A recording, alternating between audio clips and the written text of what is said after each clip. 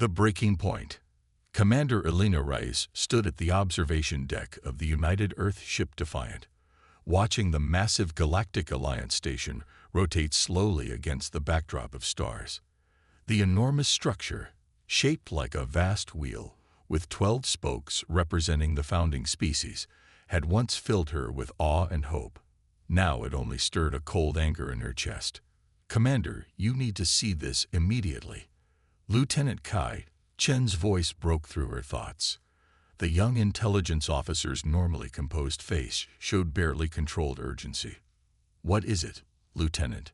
she asked, turning away from the view.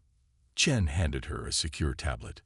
"We finally broke the encryption on those strange transmissions we intercepted from the Eridan sector. It's worse than we thought."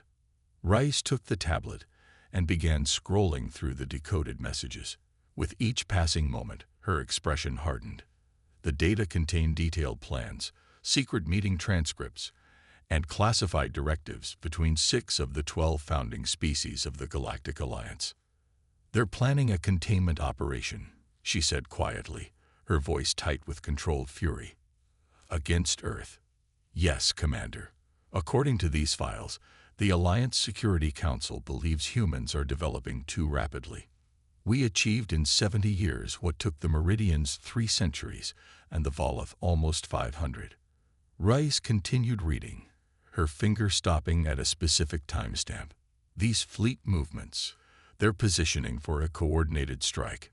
Not an invasion, but surgical strikes against our outer colonies and research facilities." She looked up sharply. "When?" "Based on these deployment schedules, 3 days from now." Ray set the tablet down carefully, as if it might explode. For 15 years, humanity had been a model member of the Galactic Alliance. They had shared technology, contributed to joint defense initiatives, provided medical breakthroughs that benefited dozens of species. They had followed all the rules, respected all the protocols. And all the while, the oldest members of the Alliance had been plotting against them. "Contact Earth Central Command," she ordered. "Priority Alpha. Use the quantum channel. Nothing that could be intercepted.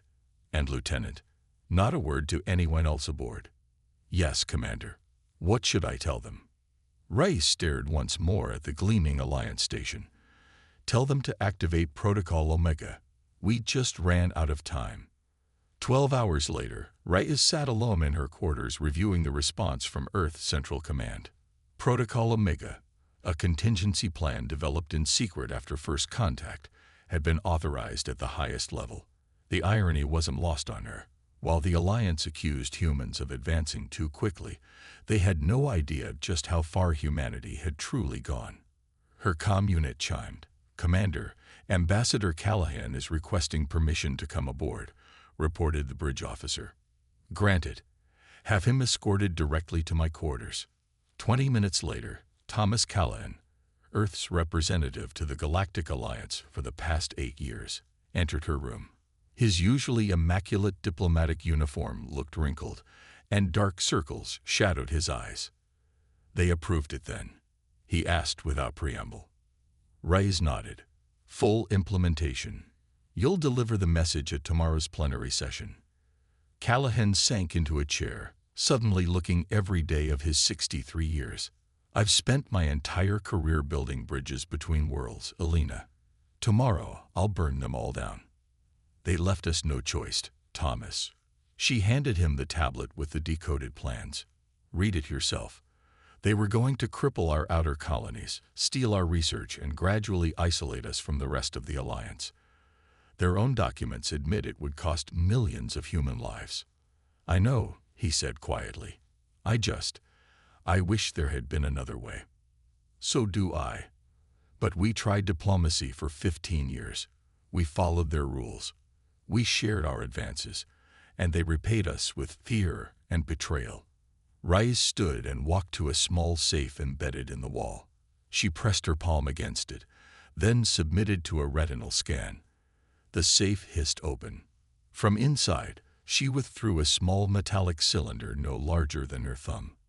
"The activation codes," she explained, handing it to Callahan. Once you deliver our terms, you'll have exactly 30 minutes to return to the Defiant. We'll depart immediately afterward." Callahan took the cylinder, weighing it in his palm.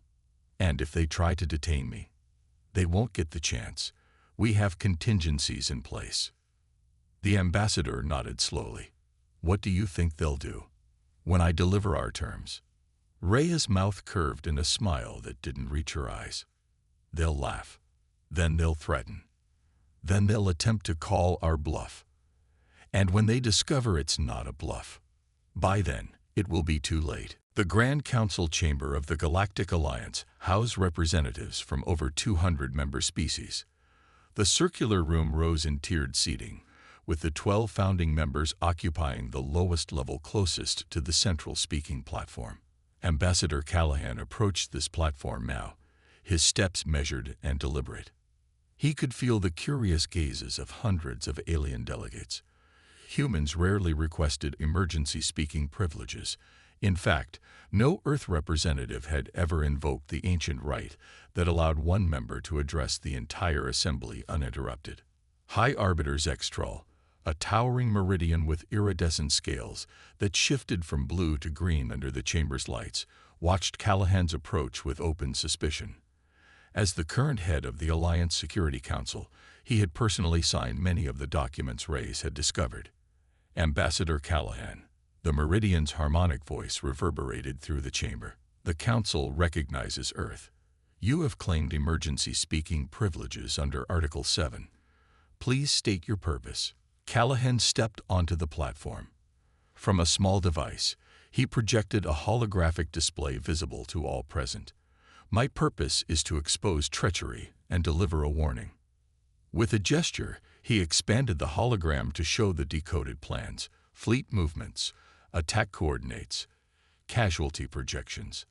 These documents, which we have verified as authentic, reveal a plot by members of this alliance to attack Earth colonies and research outposts within the next 72 hours. The chamber erupted in noise. Some delegates jumped to their feet in shock or outrage. Others sat frozen in stunned silence. The founding members, particularly the Meridians, Volith, and Tesleri, remained suspiciously composed. "These accusations are baseless," High Arbiter Zextrol declared, his scales now pulsing a dark purple. "The human delegation is obviously attempting to distract from their own violations of technology-sharing protocols." "If these were baseless," Callahan replied evenly, "how would I know about the secret meeting held in the Eridan sector 3 weeks ago? Or about Operation Firewall, designed to isolate Earth from its closest trading partners?" He looked directly at the Arbiter. "Or about the projected acceptable human casualty rate of 13 million. The High Arbiter's scales flashed crimson, a sign of rage among Meridians. Even if certain precautionary measures were being considered, they were for the stability of the Alliance. Humans advance too quickly. You solve problems in unpredictable ways. You take shortcuts that other species spent centuries determining were too dangerous. So you plan to contain us, to keep us in our place." Callahan's voice remained steady. "The truth is that you fear us, not for what we've done, but for what we might become." He touched his device again, and new text appeared on the holographic display. "I have been authorized to deliver Earth's response to this treachery. Our terms are as follows. 1. Immediate dissolution of the current Alliance Security Council and a full, transparent investigation into their actions. 2. Complete reparations for any damage that would have resulted from the planned attacks. 3. A new treaty recognizing Earth's full sovereignty and right to independent defense and research. You have 24 standard hours to comply with these terms."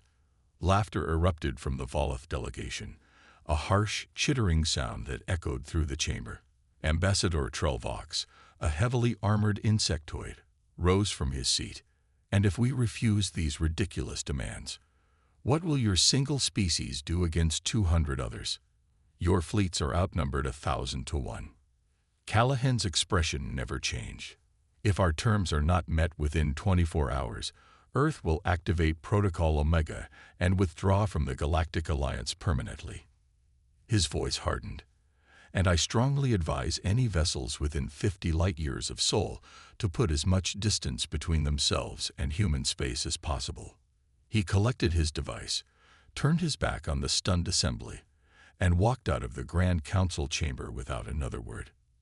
6 hours later, the Galactic Alliance voted. The final tally: 193 members in favor of rejecting Earth's outrageous and unfounded demands, 4 abstentions, and 3 votes in support of negotiation. High Arbiter Zextral addressed the Council after the vote. "The humans have clearly lost their perspective. Their demands are absurd, their threats empty. We will proceed with security operations as planned." As the representatives filed out, a small furred delegate from one of the newer Alliance species approached the High Arbiter. "Excellency, my government is concerned. What if the humans truly have some capability we don't understand?" Their ambassador seemed very confident. The Meridian looked down at the representative, his scales rippling with dismissive blue patterns. "The humans are bluffing. They're clever and unpredictable, yes, but they're still a young species with limited resources. Their confidence is nothing but desperate posturing." Unnoticed by the departing council members, a small human surveillance device, hidden in the chamber's ornate ceiling, transmitted everything back to the waiting Earth ship. Commander Reyes received the council's decision while standing on the bridge of the Defiant. Ambassador Callahan stood beside her, his expression grim. "They've made their choice," she said quietly. "Send the signal to Earth Command. Protocol Omega is now active." Callahan looked out at the stars, at the gleaming Alliance station that had once represented his life's work. "What happens now?" Reyes' eyes were hard as steel. "Now we show them exactly what they should have been afraid of all along." The Reckoning. Admiral Exervaz stood on the command deck of the Righteous Judgment, flagship of the Alliance Expeditionary Fleet. Around him, over 300 warships moved in perfect formation toward the Sol system. Most belonged to the original founding species, but nearly every Alliance member had contributed at least one vessel to the massive armada. "Status report," the Meridian Admiral ordered, his scales shifting in patterns of anticipation. His second-in-command, a Volith named Kralzex, approached with a data tablet. "All ships report ready, Admiral. We will reach Earth's outer defense perimeter in approximately 40 minutes." Exervaz nodded, his 4 eyes blinking in sequence. "Any sign of human resistance?" "None, Admiral. Our advanced scouts report that the defense platforms around Neptune and Uranus have been powered down. We've detected no military vessels in the outer system." This wasn't what Exervaz had expected. The humans should have been scrambling their ships, manning their defenses. Their 24-hour deadline had passed 8 hours ago. "Could they have evacuated?" asked Kralzex, his mandibles clicking nervously. "Impossible," Exervaz replied. "Earth has 11 billion inhabitants. They couldn't possibly evacuate in 32 hours. But doubt crept into his mind. The human ambassador's warning echoed in his memory. "I strongly advise any vessels within 50 light-years of Sol to put as much distance between themselves and human space as possible. Approach with caution," he ordered. "Full scans of the entire system. I want to know where their ships are hiding." The massive fleet continued inward, passing Neptune's orbit without encountering any resistance. The Blue Giant's moons showed abandoned human mining facilities, hastily evacuated. A pattern repeated at Uranus. "Admiral," Kralzex reported, his voice uncertain. "Long-range scans of Earth show normal population levels. Their orbital stations appear intact but empty. What about their military installations on Mars and their moon?" "The Mars Defense Base reads as fully staffed, but their weapon systems are offline." The Volith paused, checking his readings again. "The lunar base." "Admiral, the lunar base is showing unusual energy signatures. Nothing we've seen from humans before." Exervaz's scales rippled with concern. "Specific location: the far side of the moon, sir. The area they call the Tycho crater. Maintain course but have the fleet spread out. Whatever weapon they're planning to use, I want to minimize its effectiveness.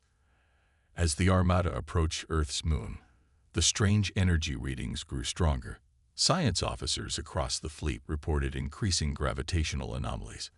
"Admiral," Kralzek said suddenly, "the lunar surface, it's changing." On the main view screen, the cratered surface of the moon's far side began to shift. Dust and rock flowed away from a circular area nearly 30 kilometers wide. Then, with a soundless eruption visible even from space, the lunar surface broke apart, revealing a massive installation beneath. "Impossible," Exervaz whispered. "Our intelligence said they had no technology like this." The installation rose from the moon's surface like a colossal machine awakening. Enormous panels unfolded, revealing what looked like massive emitters. But they weren't pointing at the approaching fleet. They were aimed at the stars. "Admiral, we're receiving a transmission from Earth," Kralzek reported, his voice shaking. "Put it through." The view screen changed to show Commander Reyes standing in what appeared to be a control center deep inside the lunar installation. Behind her, humans worked at control panels, their movements calm and precise. "Admiral Exervaz," Reyes said, her voice even. "I see the Alliance voted to reject our terms. This is your final chance to surrender, human," Exervaz replied. "Your weapon, however impressive, cannot stop 300 warships." Reyes smiled slightly. "This isn't a weapon, Admiral. At least, not one designed to target your fleet." She gestured to someone off-screen, and the view changed to show a star map of the galaxy. Several points of light pulsed on the map. "What you're seeing is Protocol Omega, humanity's best-kept secret. For the past 10 years, while sharing our minor advances with the Alliance, we've been building similar installations throughout human space." The view switched back to Reyes. "You see, Admiral, while the Alliance was busy worrying about our faster-than-light drive efficiency, you missed what we were really working on: spatial fold technology." "Impossible," Exervaz repeated. "No species has ever managed to manipulate the fabric of space itself at a distance."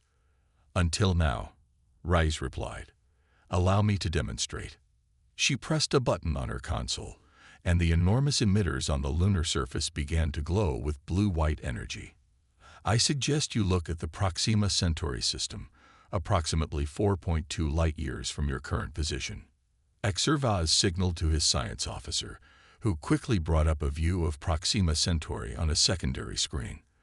The red dwarf star looked normal until it suddenly disappeared, winking out of existence like a candle flame extinguished.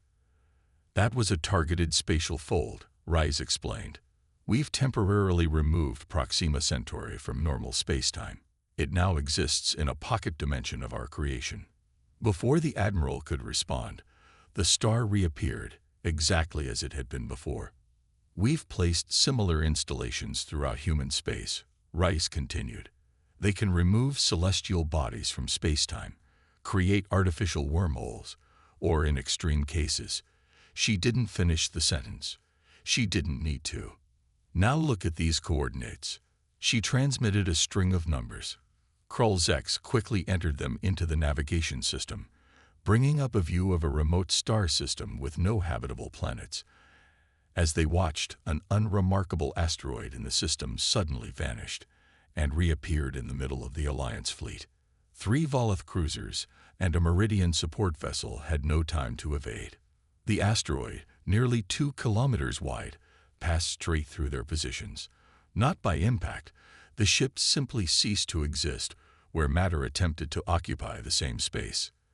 "That asteroid will return to its original position in approximately 20 seconds, Reyes said, her voice still calm. "No permanent damage done to the star system, but the demonstration should be clear." The implications hit Exervaz like a physical blow. If humans could manipulate spacetime at will, they could relocate stars, planets, or asteroids anywhere they wished. They could remove threats from existence or place deadly objects with pinpoint precision. Silence fell over the command deck of the Righteous Judgment. Exervaz's scales had gone pale gray, a sign of extreme shock among Meridians. "This is your final warning," Admiral Rice said. "Leave human space permanently. Tell the Council that Earth is now an independent power. We will not accept their authority, and we will defend ourselves by any means necessary." The transmission ended, leaving the bridge in stunned silence. "Orders, sir?" Kralzex finally asked. Exervaz stared at the lunar installation, its massive emitters still glowing with power. His 4 eyes blinked rapidly as he calculated the odds and analyzed the threat. "Signal the fleet," he said at last. "All ships to withdraw immediately to the rendezvous point outside the system. We're retreating." Kralzex's mandibles clicked in surprise. "For now," Kervaz replied. "The Council must be informed of what we're truly facing." As the Alliance fleet began its withdrawal, another transmission came through, this one on all frequencies, meant for every ship. "One more thing, Admiral," Commander Rice's voice said. "To ensure there are no future misunderstandings, we're providing the Alliance with data on exactly what our technology can do. Knowledge is the first step toward peace." The ship's computers began receiving technical specifications, carefully redacted but sufficient to prove that humanity's capabilities were far beyond what anyone had imagined. "A wise decision, Commander," Exervaz responded, his scales now showing patterns of resignation mixed with respect. "The Council will receive your message." 3 weeks later, Commander Rice and Ambassador Callahan stood in the newly constructed Chamber of Independent Species on Earth. Representatives from 37 former Alliance members, mostly younger species who had also chafed under the founding members' control, sat in a semicircle before them. "The new treaty is ready for signatures," Callahan announced.